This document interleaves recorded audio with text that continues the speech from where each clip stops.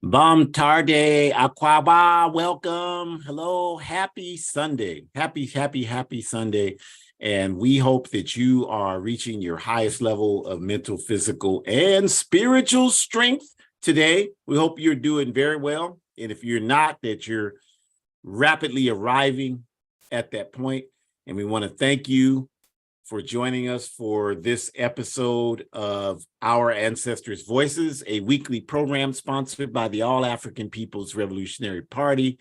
Every Sunday at the same time, we're coming at you, and we have a very critical topic today, the rebirth of radical African activism. So we're glad that you're able to join us for this topic today.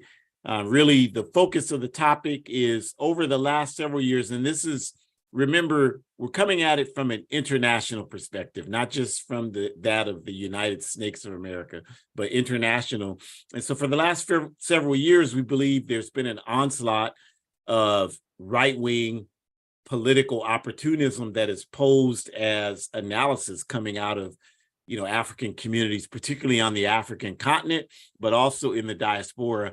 And so what we're seeing most recently is this rebirth of radical, independent African organizing efforts. So that's what we're going to talk about today. And we're glad that you're here to join us in doing that.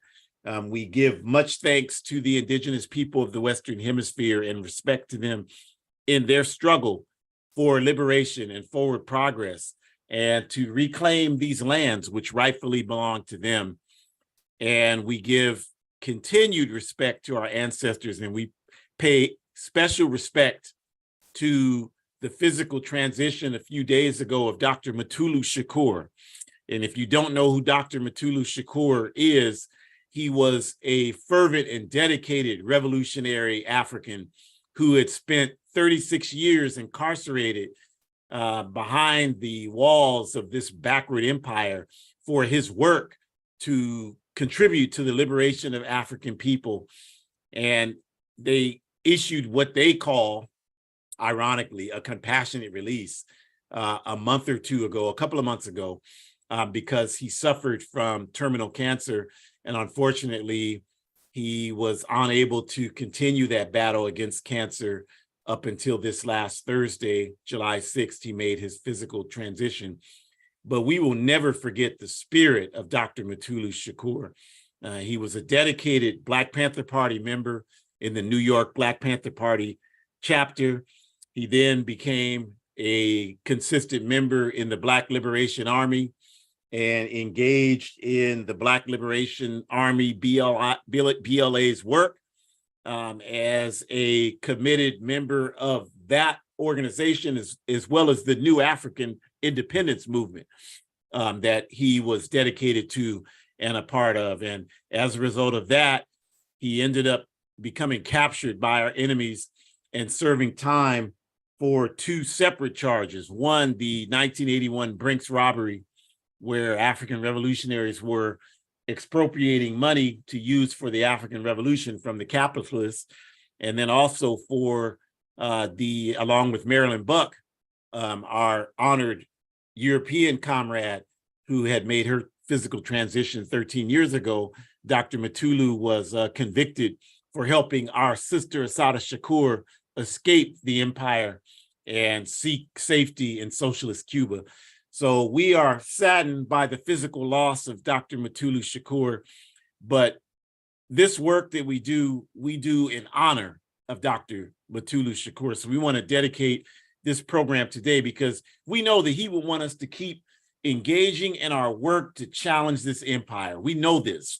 So we dedicate this program today to his physical memory, and we continue and will always be inspired by his spirit and his determination to ensure that African people are free and that we make our rightful contribution to humanity. So we start with our usual introductions, just to say that Our Ancestors' Voices is sponsored by the All African People's Revolutionary Party, the APRP, and the APRP is a revolutionary, independent, mass, Pan-African political party with its base in Africa. And our objective is Pan-Africanism, which we correctly define as one unified socialist Africa. And we believe this definition is the healing mechanism for African people scattered and suffering all over the planet Earth today.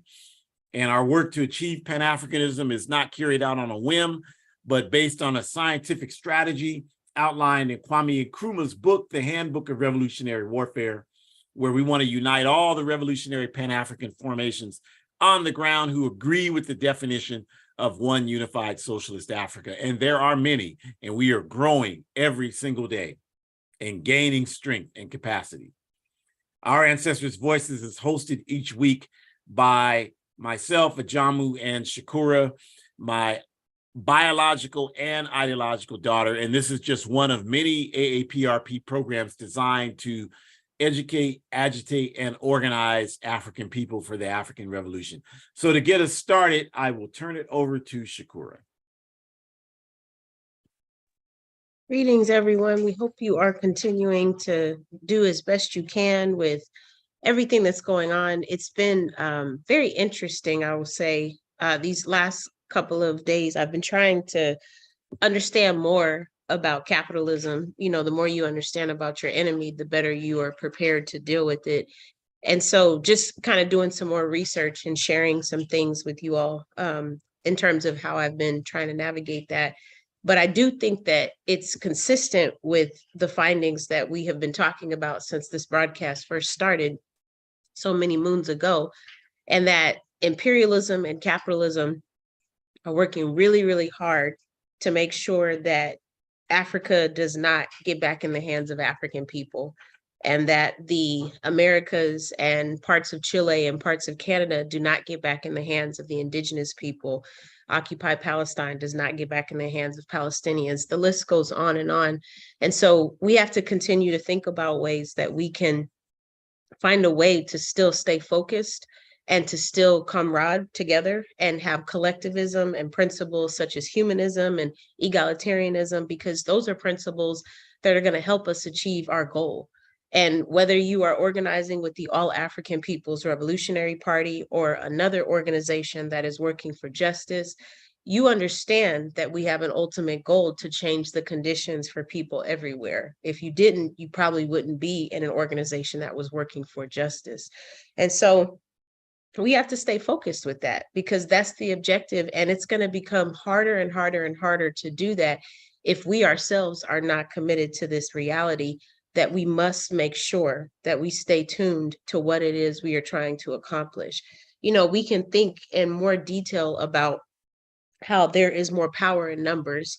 And we can also think about how we ourselves are what we've been waiting for. We also have the tools needed to be able to fix a lot of the problems and conditions that we're dealing with. But to be able to do that, first, we would have to acknowledge that there is, in fact, a problem. And I think for a lot of African people, I don't know if they really have accepted the fact that they can still change the conditions. I think that they think that it's just more easier to just accept that it is what it is, right? Or maybe they just don't even know how to think critically enough to understand that they do have the ability. They do have the ability with their organizations to change the conditions for other people, but maybe they're too self-centered or individualistically centering themselves to understand that there's more to this reality than just their pleasure, right? Like however you want to slice and dice it, I think these are some of the complications that we're dealing with, because I've said before that self-efficacy is our key, right? Us believing as a people that we can accomplish this, but we have to achieve that. And I would argue in order to have self-efficacy, one would need to have self-esteem and to believe that there is a possibility that you have the capability to do something, which means then you now believe that as a collective, we have the capability to do something.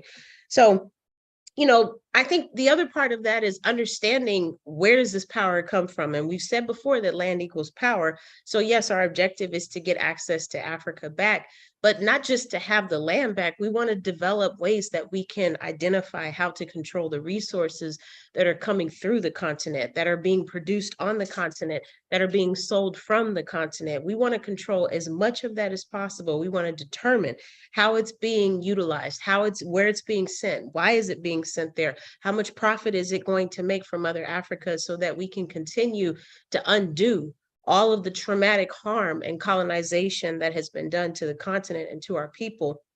And I would also argue that if we're doing that, then part of that means understanding how to decenter white supremacy. And I say that with intention, because for us to believe that we can come together, for us to believe that we have the ability to fix this, for us to believe that this does not have to be our reality 2 or 3 years from now, or 5 or 6 years from now, that means that we need to get out of our own way.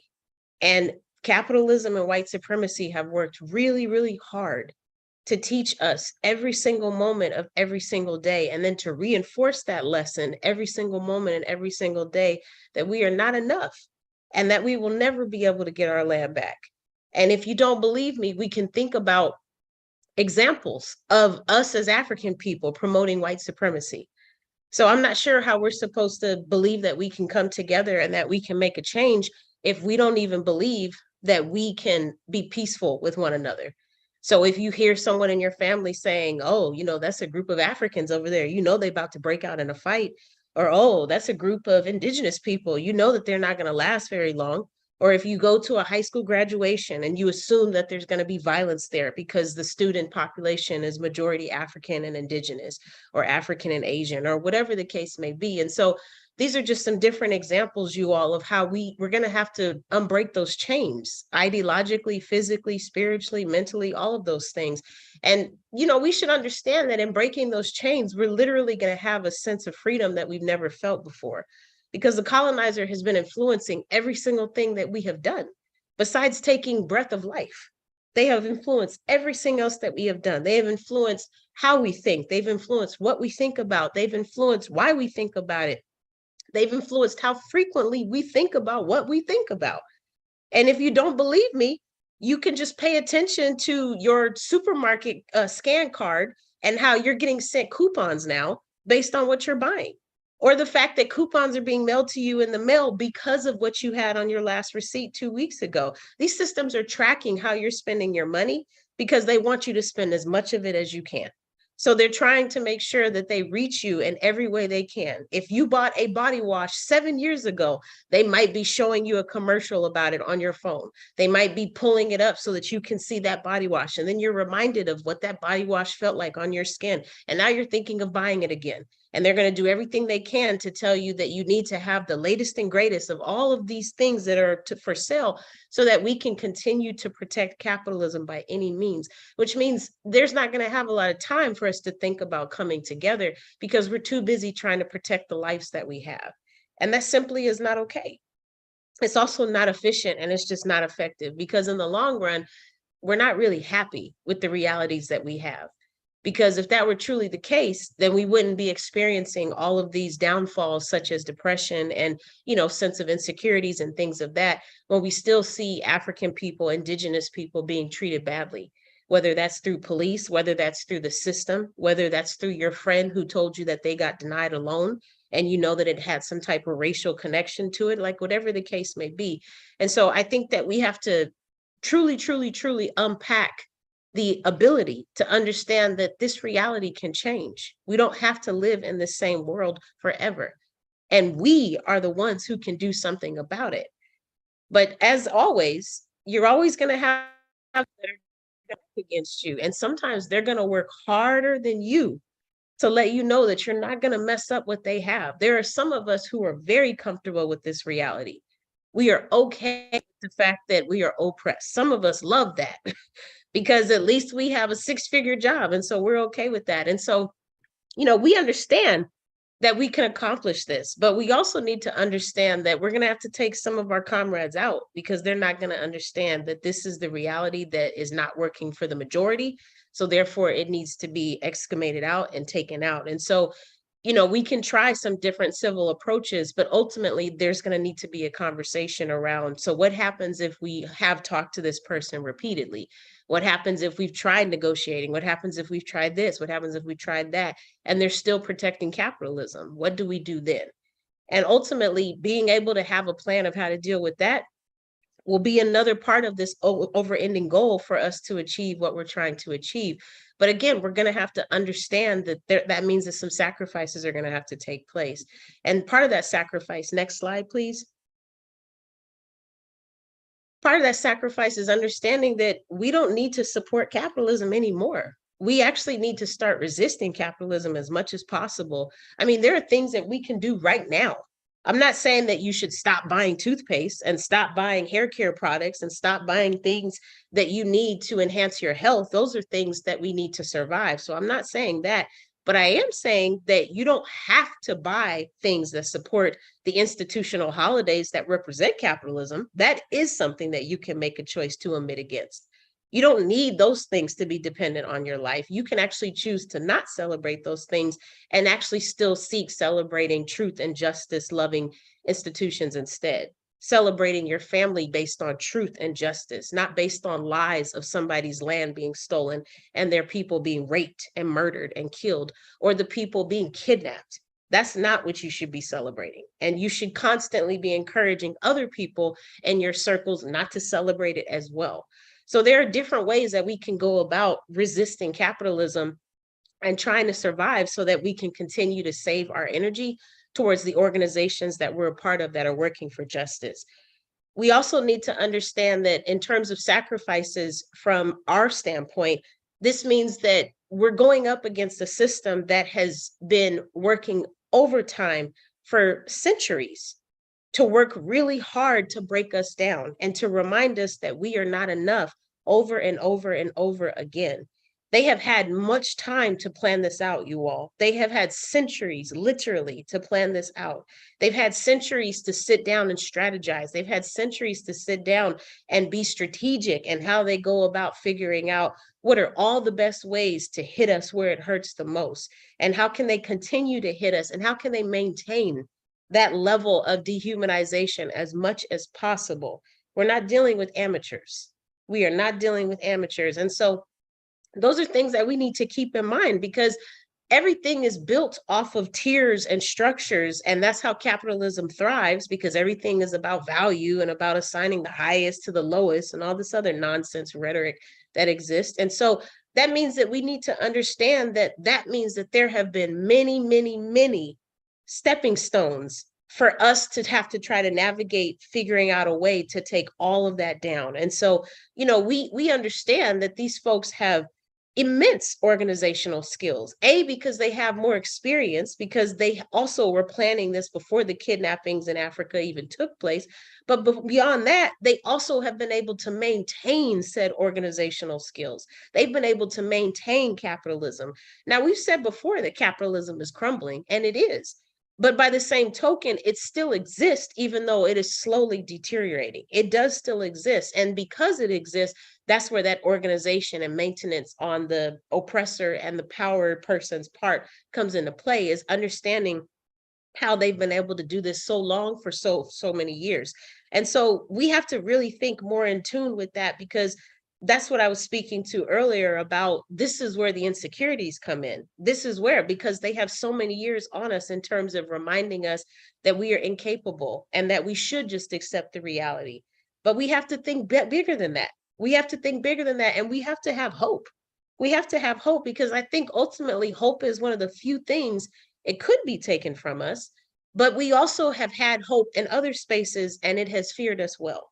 And I would say examples of that are seeing African children being born in today's society. Now, yes, they're born in a capitalist system, but ultimately we have an opportunity to try to engage with them and to teach them about their motherland.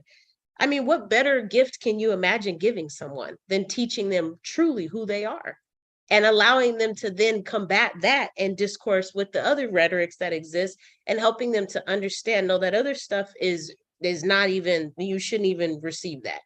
We should actually decenter that, and we should help you to not understand why you need to accept that because of this, this, and this. You are African, period. And teaching them songs so that they can understand it. Whether it's YPI, the Young Pioneers Institute, and the All African People's Revolutionary Party, and the chants that they used to teach us growing up. A is for Africa, the land of our home. B is for the bravery which our people have shown. C is for, oh Lord, I done forgot the thing. But my point is, these are effective tools. That is my point. Okay. And if you give me a moment, it can come back to me, because I wrote it down. So I know I have it. But that's capitalism. Capitalism is working overtime to make me forget. Okay. So this is why we need to target our children, so we can help them, remind them, more importantly, of who they are, because they have already been taught in the womb who they are not. Okay. And they are not African based on being in the womb. Unfortunately, they've been sold the patriotic American rhetoric. So we have to decenter that, and we have to help them unlearn that. We have to do everything we can to help them focus on that. And we should teach them young that it's important to join an organization working for justice. You would actually be able to accomplish two goals in doing that.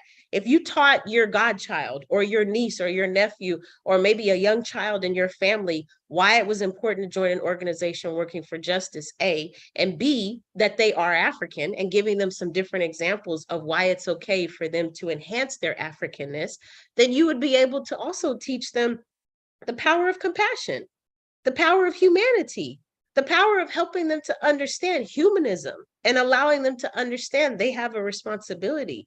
Everybody has a job to do. So now you're really starting to impart some socialist values on this young child's mind. And whether they know it or not, whether they can give the umbrella term that that is in fact socialism, those days will come. Right now, we just need to teach them the basics so that they can apply it and operate it and be humanistic at the age of 3. Be kind at the age of 5. Be compassionate and considerate at the age of 6, 7, 8, into preteen, and so on and so forth. That's where that's going to come. And that's where it's going to drive them to then continue on and carry those values into their adulthood. And before you know it, they'll be filling out the interest blog on the AAPRP's website, and they will join an organization that's working for justice. And so that's where that comes, you all. But it's going to take a lot of intention on our part. And as soldiers in this war, and as folks that are fighting together, we're going to need to remember what it means to believe and to have hope. It's very easy to lose that in this time, especially because capitalism is working overtime to wear you down. And capitalism is working overtime to teach you that you have never been enough, and you won't be enough, and you are incapable, and you are incompetent, and all these other words that have truly been detrimental to our existence on this earth. But the bottom line is, we've always been enough. The bottom line is, we were never incompetent. The bottom line is, we are capable. And I say that because if we weren't capable, why would you kidnap us and make us enslaved animals? Why would you steal the indigenous people's land if they are incapable? They're clearly capable, and they have mass resources. That's why you stole their land. We are clearly capable, and we have mass resources. That's why you stole our land and us. But we have a responsibility to take it back. And we also understand that in having that responsibility, we understand that we have a responsibility to believe that we can take it back. And I'll close with this, you all. You have to remember, we're not alone. We've been saying this whole time to join an organization that's working for justice, because we are going to be working with the indigenous peoples and their organizations. We're going to be working with the Palestinian people and their organizations. We're going to be working with other colonized people. And we probably will also be working with differently abled social justice organizations. We will most definitely be working with marginalized non-male femme organizations that are resisting patriarchy and sexism. We will most definitely be working with LGBTQ alliance organizations that understand why homophobia and transphobia and xenophobia are simply not going to help justice-seeking people get what they deserve. And in a lot of spaces, the base of that is understanding that colonization is the #1 threat. And that's really the common denominator between these organizations, is they all understand the impacts of that and how it is now tread into giving birth to white supremacy, birth to homophobia, birth to patriarchy, birth to racism, and all of these things, and so on and so forth. So we encourage you to join an organization that's working for justice, not for yourself, not for your family members, but for the unborn children out there who don't even know who they are because they've already been taught that they don't matter and they're not even born yet. Join an organization that's working for justice so that you can actually teach someone that they have something to be proud of. Because if you have had a chance to go home to Africa, then you know what I'm talking about. And if you don't, I would strongly recommend you start saving up.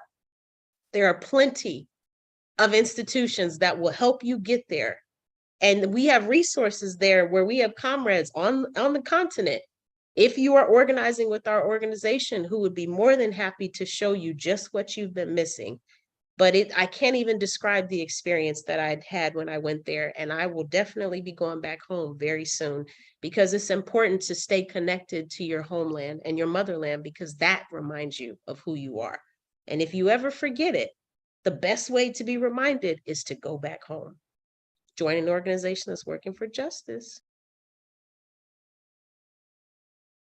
Ashe, obrigada, medasi. A lot of what you were saying, Shakur, it made me think of, what is the point? Like, we always say organization, organization, organization. And I know a lot of people, like, they just really don't get why that's important. I know that's what a lot of people think, because I talk to a lot of people and I listen to what they say.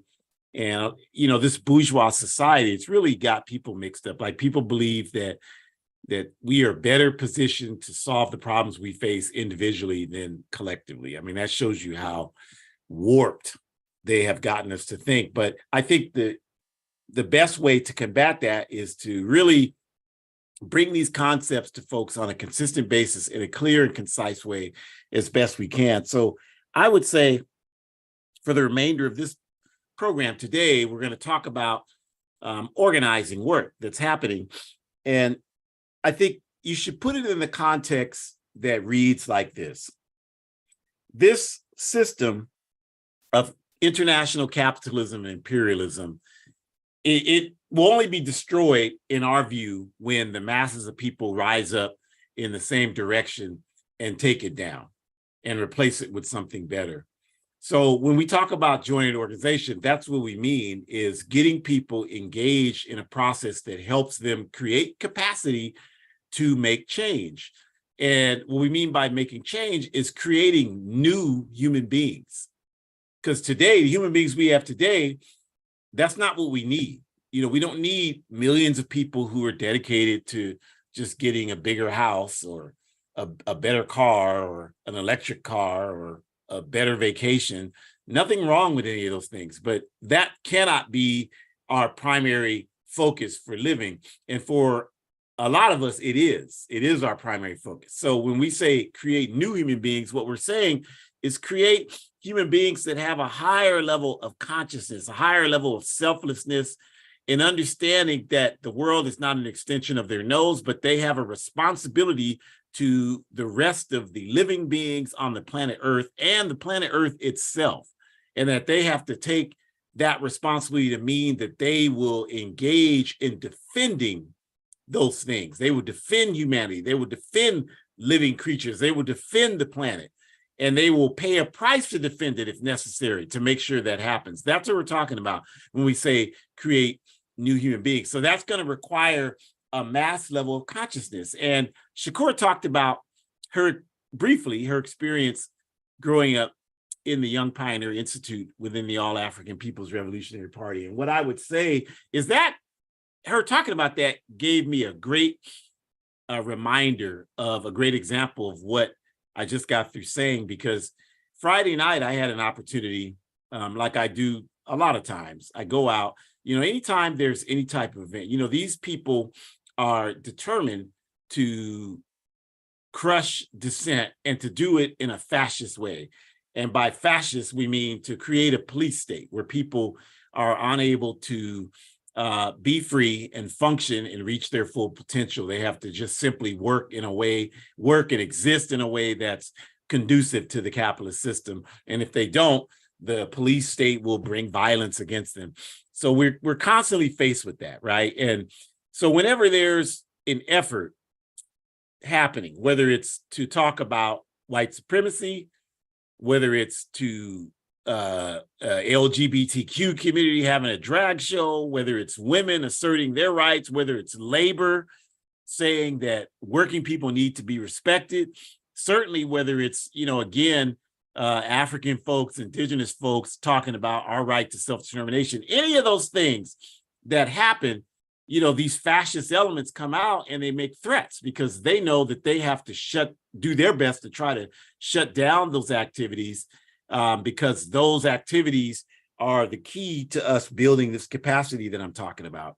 And so Friday night, I had another opportunity, I several times a month do this, to go out to an event that was happening here locally where these people had made threats. These militia people, Proud Boys, poop butts, whoever they are, made threats. And typically they come out and oftentimes there are physical clashes, and people like myself are there to help guide people on how to make sure we beat the hell out of those people, just to be totally honest with you, and stop them from being fascist and restrictive against people who are simply trying to live their lives with dignity and humanity. So Friday night, I had the opportunity to go to one of those events and participate and help out and help lead the security efforts, and was greeted by one of the another youth who had grown up in the APRP's Young Pioneer Institute, who had come out and wanting to help to secure the event, and hadn't seen this person in a while.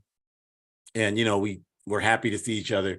And they articulated the same types of things that Shakur had said, that, the way they grew up had taken them to a point where Now they want to use that to do something to serve humanity. And that's exactly what we're trying to do, is to create that on an ongoing basis and create it everywhere on a mass level where people have it. So, it's important to get there to understand what we're up against. And so what has capitalism done to make it more difficult for us to do that? And I think in order to understand that, it's just important for folks to realize, what's happening today and what's been happening.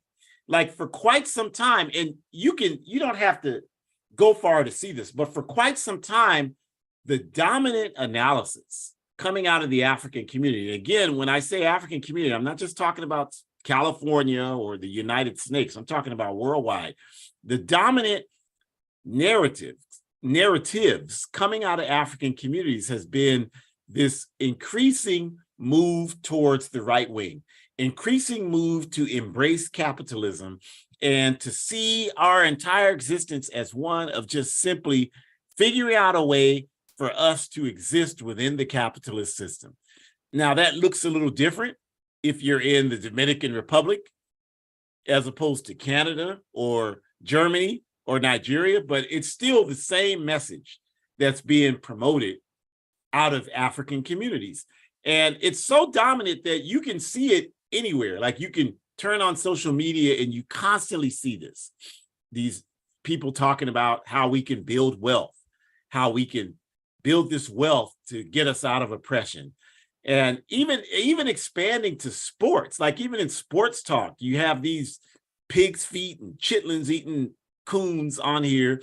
And they're, any effort to try to raise any contradiction about white supremacy in the football matches in Europe or anywhere else in the world they march out these pig's feet eating coons, and they talk about there's no racism, there's no problem, people just need to be not so sensitive. So this has been the dominant thing that's been happening, and the whole strategy behind this is to normalize this type of capitalist thinking, and to make it so normalized that when people talk the way we do in the APRP and the New African Movement and all of the other movements, that's considered so extreme that people think we're just insane.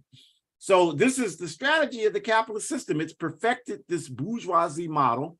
And you see on the screen here, if you're looking at a screen, these people like Dangati, who's the guy in the hard hat. He's one of the very richest people in Africa. He's in Nigeria, and he does so-called food development work. We failed to see where the food has reached the mouths of the masses of African people, but somehow or another, this fool became a billionaire based on whatever the hell it is he's supposed to be doing. And then, of course, most of you know the other ones, Beyonce, the Miss Queen petty bourgeoisie, and you have the Obamas, who, of course, are the prototype for the African bourgeoisie in the world today. And so this is the model that's promoted among our people. And, the emphasis is that, you just have to work as an individual and you can become any one of these people. And that should be your goal. That's our struggle. That's come to be defined as our struggles to become these people. And the reality is that these people don't even represent 1% of our people on the planet Earth. They don't even represent that. And not only that, but what they're doing and how they got to be where they are today, the pathway they had to take to get where they are today has caused unmitigated damage against our people. That's the important part that I think most of us don't even understand how to interpret. It's caused unmitigated damage in order to create these businesses that are getting all of this international money and claiming to solve starvation in Africa and clearly not making any progress that's worth mentioning. This is a step backward for our people who are experiencing starvation, because this creates this false narrative that, this is being addressed. All I have to do is donate money to these corporations and it's happening. This is this celebrity culture that exists in the world, particularly here in the the #1 empire on the planet Earth, is very damaging to our people. You have someone like Beyonce who, does Super Bowl and does a tribute to the Black Panther Party. And then, ever since then has done nothing but produce backward lyric records that take us back, and done, nothing to advance our people on a collective level. I could talk all day about Obama and what kind of damage that's done to our ability to advance collectively as a people with this individualistic model and just this really white supremacist based model that the farther we rise in the white man system, that's a definition of progress. I mean, that right there is saying that we ain't worth a damn, because the only way we can measure our value is based on how far we advance in our enemy's system. That right there is you're saying that we're not worth a damn. Why and you see it even in a subtle way. If you watch all these videos on social media, I'm sick of seeing all these racists and these people videotaping these racists going on these racist tirades against us, not just in this country, in Europe, in Australia, all over the world, it's happening. I'm sick of seeing that. I don't know why y'all even watch that nonsense, because what they're doing is the image that's being promoted is that you don't have any agency, and that, all you can do is just hope these people wake up. I want to see videos where somebody's being racist like that and people are knocking the hell out of them. Now, that's a video that should go viral. Those are the kind of videos we need to see. I don't want to see no video. I've been called the N-word so many times by European people. I don't need to see a video of that. I already understand that. But this is where they have us. And so that's why this concept, again, is rooted in their strategy to steer us completely and to make us believe that the only option we have is acceptance within the capitalist system. And the move to the right within the capitalist system, it organizes us in that direction, and it negates the history of how we have actually made any progress. If you look at the way that we have made progress as a people, it's always been through the mass, organized, and independent movements that we've created. It's never been through nonprofits. It's never been through corporations. It's never been through bourgeoisie electoral politics. It has always been through the mass independent organization that we have created. And that's what they want you to forget, because I would argue that today, most of our people have no understanding of what I just said. Most of our people think the only pathway to progress is bourgeois politics, electing someone like Obama and listening to him riff about nothing and thinking, oh, that's so beautiful. He's so beautiful. His family's so beautiful. When we, at the end of the day, have nothing to show for any of that. And totally forgetting that if it were not for the mass independent struggle that we've gauged, you wouldn't have ever had a Beyonce or a Barack Obama in the first place. So that's where we need to redirect our vision, to that mass independent struggle. The Convention People's Party in Ghana, mass independent. The Democratic Party in Guinea, mass independent. The African Party for Independence of Guinea-Bissau, mass independent. The Pan-Africanist Congress and the Azanian People's Organization in Azania, so-called South Africa, mass independent. The Pan-African Union of Sierra Leone, mass independent. The Amilcar Cabral Ideological School of Nigeria, mass independent. The All-African People's Revolutionary Party, mass independent. The Black Panther Party, mass independent. The Universal Negro Association of Marcus Mosiah Garvey, mass independent. The Revolutionary Action Movement, mass independent. The Land and Freedom Organization, or the Mau Mau, mass independent. These are the organizations that have gotten us where we are today, not this collection of sorry Negroes you're looking at on the screen right here. So this is what we have to understand and respect and get back to if we're really talking about putting ourselves in a position to make any clear progress. So there are several strong examples. Thank God. Thank the ancestors. Thank Jesus. Thank Allah. Thank Jehovah or Jah Rastafari.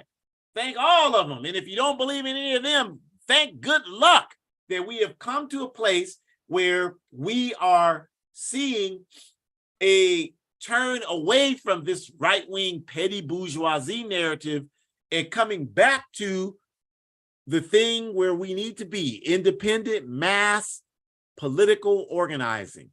And there are a number of things like the National Black Organizing Conference that took place a couple of weeks ago in Atlanta. And that conference had an international focus.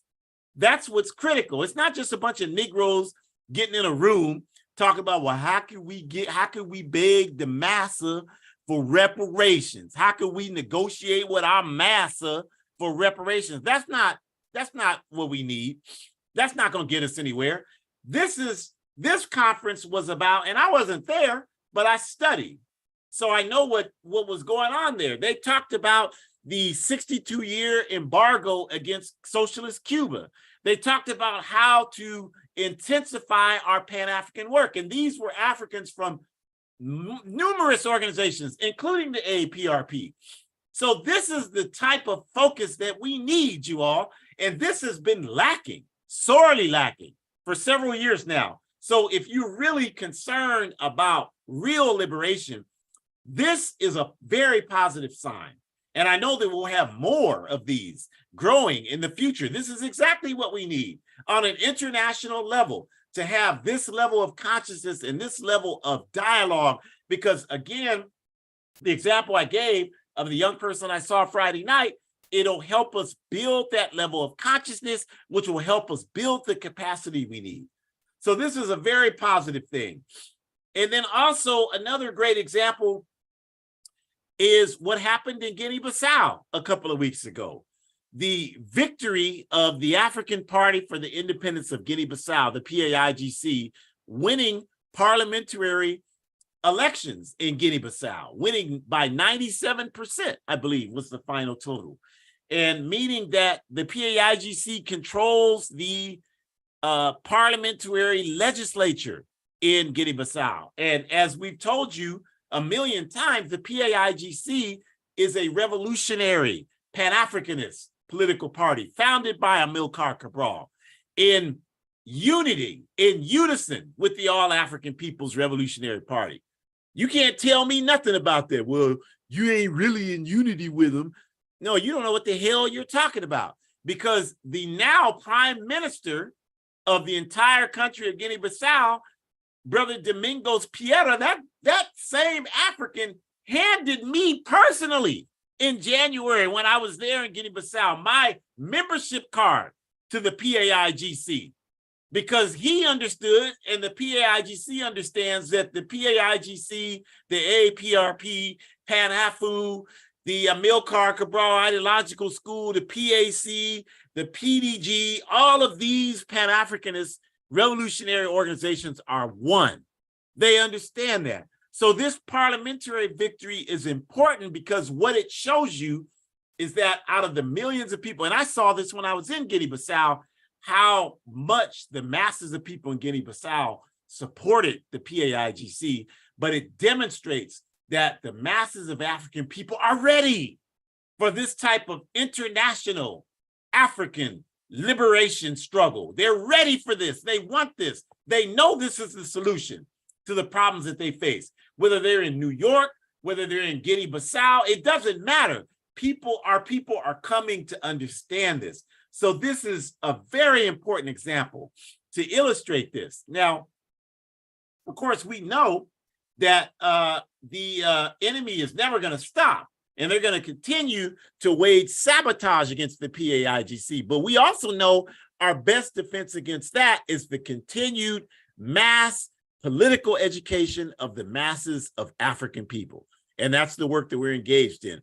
Another great example of this move to rebirth of radical independent organizing is the recent decision by the Pan-Africanist Congress in Azania, or what you call South Africa, and the Azanian People's Organization in Azania, or what you call South Africa, to form a mutual agreement to work together. Because ultimately, we want all of our Pan-African organizations to be one organization, what Nkrumah called the All-African Committee for Political Coordination.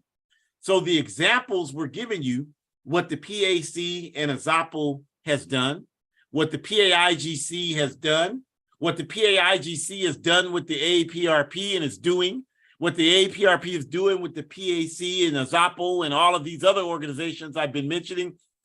This is in my humble view, the most critical example of the mass, independent, revolutionary Pan-Africanist model that I've been talking about that we need. This is a great example of that, and it's where we need to go. And it serves the importance of independent African organizing as our model versus the bourgeoisie electoral or nonprofit model. How nonprofits, a lot of great people work for nonprofits. I'm not bagging on the people that work in, because that's what a lot of you, well, you criticizing me. I do my work. I work for Black chitlins, and you criticizing me working for Black chitlins. Nobody's criticizing you for working for Black chitlins or eating Black chitlins. What we're saying is that your organizational model, it's great for you to do some things there, some reform things here and there, and it's great, and that's good. And it's great for you to make money to feed yourself and your family. That's good. But your entire existence is based on contributions from corporations. We need to destroy capitalism, which is the foundation of corporations. So we are never going to get our true liberation through that type of model. That's just an irrefutable fact. That's why we have to have independent revolutionary organizing models. And these examples I gave you, and time is short, we have many more examples we can give you, but these examples illustrate that this type of consciousness around revolutionary, independent, mass organizing is on the rebirth. It's on the rebound. People are beginning again to understand the importance of approaching work this way.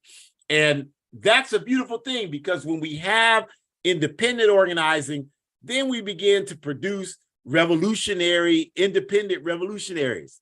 We don't produce these mealy mouth, pork chop mouth Negroes that are talking that you see and you think is leadership, because that's all you see, that's all you know. We begin to just go on YouTube and look at an interview of some of our people who come out of the independent revolutionary mass models I'm talking about. Look at interviews with Kwame Ture. Look at interviews with Assata Shakur. Look at interviews with Kwame Nkrumah, with Sekou Touré, Amilcar Cabral. Look at interviews with Huey P. Newton. The way they talk, a lot of you never even seen anybody talk like that to the white capitalist press. You never even seen that, because they didn't have anything to lose. They're not relying on capitalism for their funding. They rely only on the masses of the people. They're only accountable to the masses of the people. So they can say whatever the hell they want to say, and they can talk the truth. But now all you know is these Negroes who are tied up to the people that are giving them the money to buy the chitlins that they need to eat. So because of that, they can't say anything that really offends these people. So they're just basically mouthpieces for these people. And that's why the independent model is so critical. And it's so important that we're seeing more and more life signs for that, and us moving back in that direction. So since we know that that's happening, the next and most important question for us is, what are we going to do about this to fan the flames, to throw oil on that fire of independent mass revolutionary organizing? What are we going to do, and what we must do to do that? Well, the first thing, and we only have a short amount of time, so we can't get as deep into it as we would like to. And again, the whole point of our Ancestors' Voices is to hopefully inspire people to want to know more and do more. We only have an hour. We only keep you for an hour, but we hope that this will inspire you to reach out to us and we can have further conversations. That's how you organize. This program is not the end when it ends in a few minutes. It's just the beginning. So what must we do? We have to recognize the moment. We have to recognize that it's time for us to decide what side of the fence that we're on. We got to stop all this mealy mouth, two-faced, back and forth nonsense that poses as legitimate struggle for justice and liberation. 1 minute, yeah, I'm for revolution. Then the next minute you're talking about, well, we got to figure out how to not keep Trump in there. I don't give a damn. I'm so sick of that. I don't care. Stop coming to me with that. It makes no difference at the end of the day, which capitalist, which old crack, you got one 70, 80-year-old cracker against another 80-year-old cracker, and you're trying to tell me that that's a choice. That's like saying I got a choice of getting stabbed with a dagger or getting shot. That ain't no damn choice. Yeah, technically to a fool, that's a choice. But to a thinking person, that's not. I don't even want to be. I have more value as a human being to disrespect myself with that low-level type of choice making. We deserve better choices than that. Stop talking to us about that. So we got to recognize that this is the moment we're in. What side are you on? Make a commitment or just sell out completely so we know. So when the war part of the revolutionary struggle begins and we see you, we can just sight our aims on you and eliminate the problem right away. So make a decision and say, okay, I'm going to be on the side of the forces of justice, and I'm going to stay on that side. I'm not going to go to what's convenient for me at the moment. We need people to decide. You sing that song, what side are you on? What side, or however the hell the song goes. But now you got to engage in the action. What side are you going to be on? And then the better organized we are on the independent level, the better position we are to disrupt the destruction aimed at our people and at justice-loving people. So that means all of us have to make it our personal responsibility to support independent organizations that organize, particularly on a mass revolutionary level. It's all of our responsibility. NBC and CIA networks are not going to, you're going to see these same coons on there debating these issues. That's why nobody ever says anything, because the corporate sponsors are paying money so that no one ever says anything, because they're not going to pay for you to overthrow their system. So you're never going to see us on those platforms. That's why we have to create our own like this. But we need your help. You should see yourself as a promotional assistant to our Ancestors Voices program. Your job should be every week. I'm not in any organization, so every week I'm going to tell at least 5 people, tune into our Ancestors Voices. Every week I'm going to tell at least 5 people, go to the Ilahi Spirit Runners and support their indigenous fight. Every week I'm going to tell 5 people to join the Black Alliance for Peace. Every week I'm going to tell 5 people to join the All African People's Revolutionary Party. That's the least that you could do. And if you're not at least doing that, then you're on the enemy side. You're not on our side. You're not doing anything to help us. In fact, all you're doing is you're just a sponge, sucking up all of the resources and giving nothing back, contributing nothing. So you can do that. Well, I don't know 5 people. Then take your ass out in front of a supermarket and meet 5 people. That takes you 10 minutes out of your week to do that. That's the kind of spirit that we need to elevate this work. That's what we need, you all. That's concrete. There's not a single person hearing this that can't do that. The only reason why it's not happening is because the will isn't there. And the will isn't there because we just ain't serious. It's time for us to get that seriousness. And it starts with each of us. What's your plan to make that type of contribution? Just say, I'm going to make a commitment to talk to 5 people a week about efforts happening to engage in independent organizing effort. And make an effort. Make an effort. Fidel Castro said correctly, the only qualification for leadership is sincerity. So that means you make an effort to talk to 5 people a week. Okay, you only talk to 2. That doesn't mean you're a failure. That's 2 more people that know about this work that didn't know about it before. So that's a beautiful thing. And you talk to 2 people and you tell them to bring 2 people to the program next week, and to all our other programs, and to all those other organizations and their programs. That's how we start to build the capacity to win, you all. That's how we do it.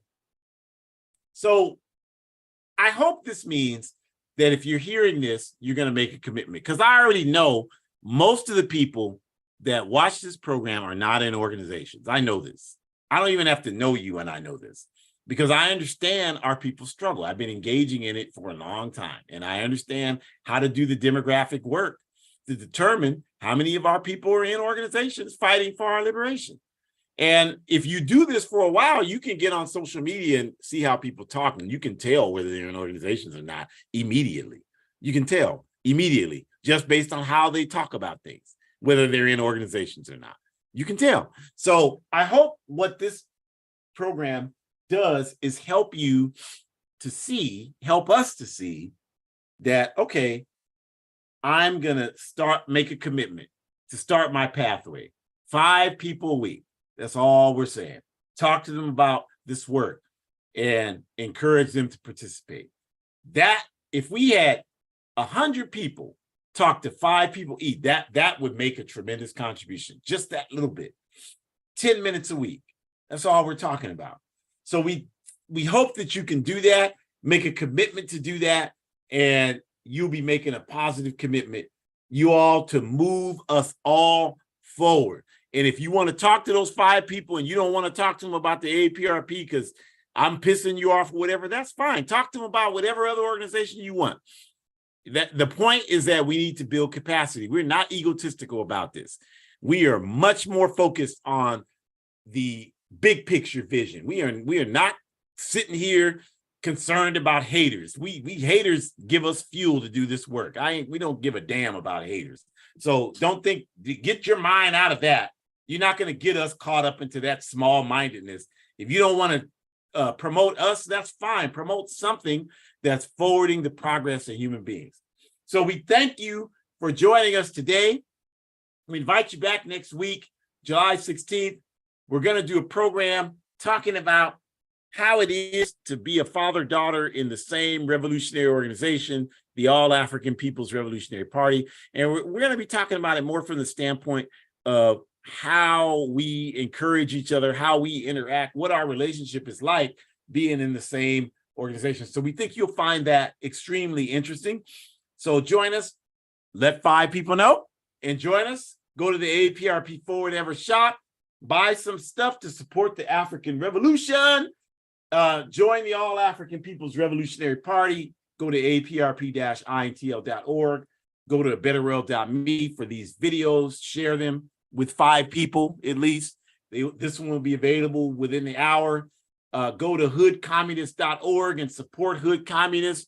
Hood Communists have been raising money, and a lot of you contributed. That's great, but donate some more money anyway, and get 5 people to donate, and tell 5 people to go to Hood Communist every Thursday and read the articles and forward them 5 more people. Tell 5 people about all of the other APRP programs on your screen, and tell 5 people about my book, A Guide for Organizing Defense Against White Supremacist, Patriarchal, and Fascist Violence. I was out there Friday and I was giving people elbow pads because sometimes we have to scrap with these people. And I buy those with the proceeds I get from the book. So give us organizing capacity. So we appreciate you coming. We want to wish you a great rest of your Sunday evening. Don't be discouraged, y'all. We're winning. There's nothing to be discouraged about. Let's get busy.